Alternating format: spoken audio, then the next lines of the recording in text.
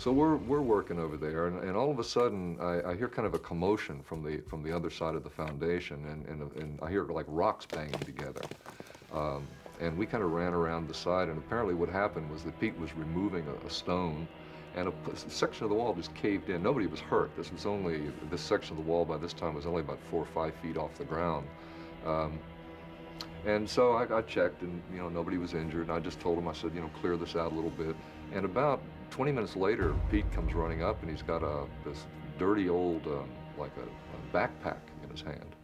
By the way they had located those, it appeared that the stones had been there for many, many years and had not been disturbed. So it makes you wonder how someone had removed those stones forensically.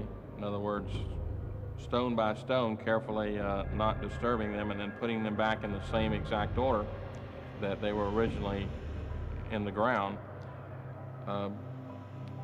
Makes you wonder why they were hiding them there. Certainly not for someone to find them, because they would probably stay there for years and years more if they hadn't have done that anthropology dig. What I recognized real quickly were a couple 16mm film cans. And there was also what looked like some videotape cartridges in there. This had nothing at all to do with colonial period stuff, of course, and so I called the sheriff. Footage was found allegedly that was filmed by the 3 students. I contacted a local color lab. We got it developed, and I reviewed the film, and all I found was the students themselves, some scary noises in the woods at night, and a few examples of that, but no concrete evidence on what happened to the students.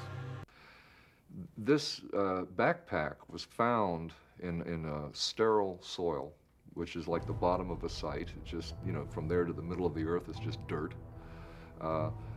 The original house at the site had burned down, and so there was a layer of ash that was like sitting in the interior of the house, like the basement. So this knapsack had been in sterile soil with no evidence around it of disturbance.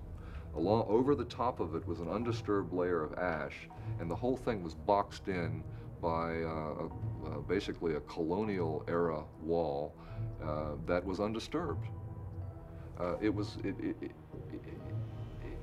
Even a forensic expert could not have put that thing into the site without disturbing the charcoal, the wall, or sterile soil.